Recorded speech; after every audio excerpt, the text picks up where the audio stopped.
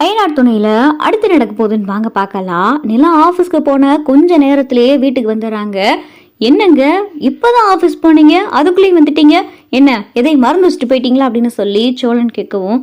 இல்லை எதையும் மறந்து வச்சுட்டு போகல அப்படின்னு சொல்லி நிலா சொல்லிட்டு உட்காரையில, என்னப்பா இப்பதான் போனா அதுக்குள்ளேயும் வந்துட்ட, என்னப்பா ஆஃபீஸ் எதுவும் இன்னைக்கு லீவ் விட்டுட்டாங்களா அப்படின்னு சொல்லி சேரன் கேட்கவும், இல்லைண்ணா இனிமேல் நான் ஆஃபீஸ்க்கே போக மாட்டேன் அப்படின்னு சொல்லி நிலா சொல்லவும், ஏன்பா என்னாச்சு அப்படின்னு சொல்லி சேரன் கேட்க, இல்லைண்ணா நான் வேலையை விட்டுட்டேன். ஏன்பா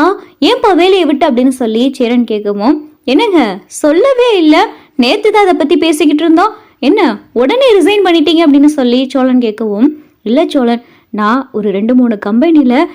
இன்டர்வியூ அட்டன் பண்ணலாம் அப்படின்னு சொல்லிட்டு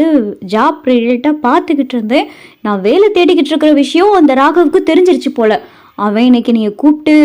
நீங்கள் எப்படி வேலை தேடலாம், இந்த ஆஃபீஸில் வேலை பார்த்துக்கிட்டு இருக்கீங்களே இன்னொரு ஆஃபீஸ்க்கு வேலை ஜாயின் பண்ணுறதை பற்றி பேசிக்கிட்டு இருக்கீங்கன்னா அப்போ இங்கேருந்து ரிசைன் பண்ண போகிறீங்க தானே, அப்போ என் கம்பெனிக்கு என்ன மதிப்பு மரியாதை, இல்லை எனக்கு என்ன மதிப்பு மரியாதைன்னு சொல்லி அவன் பாட்டுக்கு பேச ஆரம்பிச்சிட்டான். அதுக்கப்புறம் பார்த்தேன் எனக்கு இங்கே வேலை செய்கிற மாதிரி விருப்பம் இல்லைன்னு அவன்கிட்டே சொல்லிடுவான்னு சொல்லி சொன்னால் எவ்வளவு திமிரா பேசுகிறான் தெரியுமா.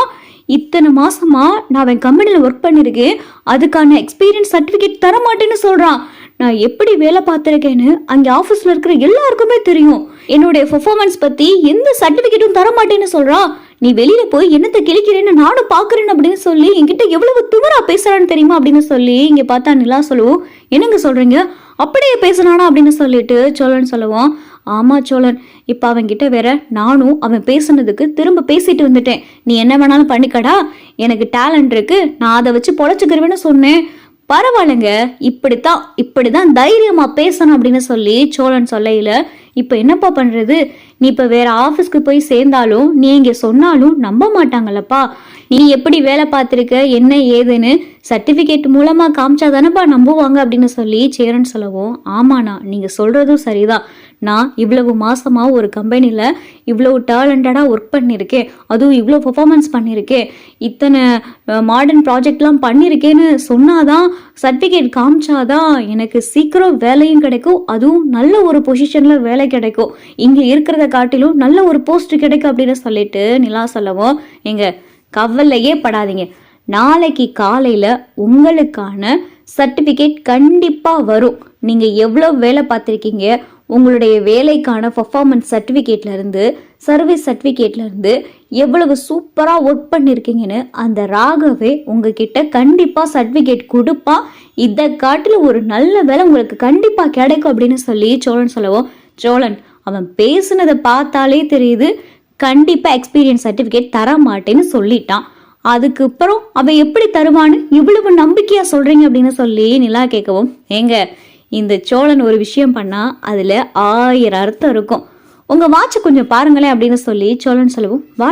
வாட்ச்ல என்ன அப்படின்னு சொல்லி நிலா கேட்கவும், இது நான் உங்களுக்கு கொடுத்த வாட்ச் தானே அப்படின்னு சொல்லிட்டு சோழன் கேட்கவும், ஆமா நீங்க எனக்கு கொடுத்த வாட்ச் தான் அப்படின்னு சொல்லி நிலா சொல்லவும், நான் உங்களுக்கு கொடுத்ததுக்கு அப்புறமா இந்த வாட்சை தானே தினமும் ஆஃபீஸ் கட்டிட்டு போறீங்க அப்படின்னு சொல்லி சோழன் சொல்லவும், ஆமா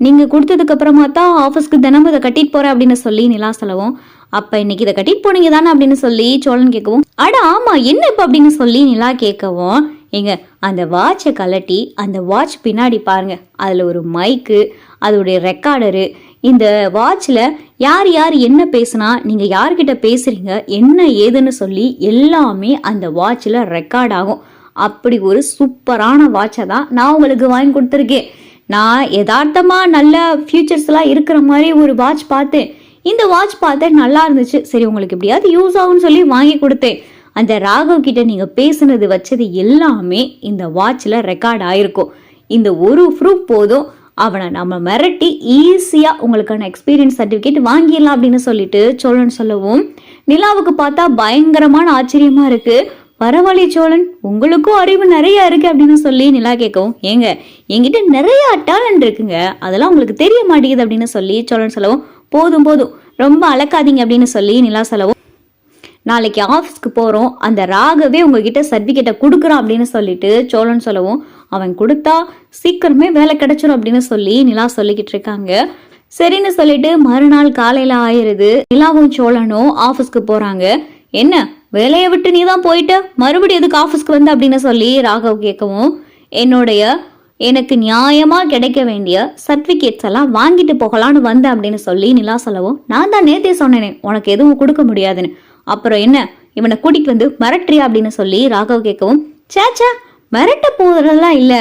நீங்க என்னென்ன பண்ணீங்க ஏது பண்ணீங்க அப்படின்னு சொல்லிட்டு எங்க கிட்ட ஒரு ஆதாரம் இருக்கு, அதை கேட்டதுக்கு அப்புறமா நீங்க வந்துட்டு சர்டிபிகேட்டை கொடுக்கலாமா வேணாமான்னு நீங்க அடுத்து முடிவெடுங்க. நீங்க அதையும் மீறி கொடுக்கலன்னு வைங்க, நாங்க போக வேண்டிய இடத்துல போய் நாங்க பேச வேண்டிய இடத்துல பேசி அவங்க வந்து உங்ககிட்ட பேசுனாங்கன்னா நீங்க சர்டிபிகேட்டை கொடுப்பீங்க அப்படின்னு சொல்லி சோழன் சொல்லவும், என்னடா மிரட்டுறியா அப்படின்னு சொல்லி ராகவ் கேட்கவும், சேச்சா மிரட்டலாம் இல்ல, எங்க அதை கொஞ்சம் போட்டு காட்டுங்க அப்படின்னு சொல்லி சோழன் சொல்லவும், நிலா பார்த்தா அந்த ரெக்கார்டர் ஆன் பண்றாங்க. அதுல ராகவ் சர்டிபிகேட் கொடுக்க முடியாது அப்படின்னு பேசுனது எல்லாமே கேக்குது. இங்க ராகவ் பார்த்தா திருன்னு முழிக்கவும், என்ன திருன்னு முழிக்கிற, சர்டிபிகேட்டை கொடுக்க மாட்டேன்னு நீ தானே சொல்லியிருக்க, பத்தாவதுக்கு உன் ஆஃபீஸ்க்குள்ள சிசிடிவி கேமராலாம் வச்சிருக்கீல, இதை செக் பண்ணாலே தெரிஞ்சு போயும் நீ கொடுக்க மாட்டேன்னு சொன்னது, நீ சர்டிபிகேட்டை கொடுக்குறியா இல்ல நாங்க போலீஸ்கிட்ட போகட்டா, நீ நிலா கிட்ட தப்பு தப்பா பேசுனது, நிலா கிட்ட நீ என்ன பேசுன ஏது பேசுனேன்னு சொல்லி எல்லாமே எங்க கிட்ட ரெக்கார்டர் ப்ரூஃபே இருக்கு, இதை நாங்க காமிச்சோன்னு வையேன் உன்னை தூக்கி உள்ள வச்சிருவாங்க, ஒழுங்கா சர்டிபிகேட்டை கொடுத்துட்டேன்னா உனக்கு நல்லது அப்படின்னு சொல்லி சோழன் சொல்லவும், இங்க ராகவ் பார்த்தா பயந்துகிட்டு நிலாவோட எக்ஸ்பீரியன்ஸ் சர்டிபிகேட்டு, நிலா இத்தனை மாசமா அந்த கம்பெனில வேலை பார்த்ததுக்கான ப்ரூஃபு, நிலாவோடைய டேலண்ட் பர்ஃபார்மன்ஸ் எல்லா பத்தின சர்டிபிகேட்டையும் பார்த்தா ராகவ் கொடுத்துறாரு.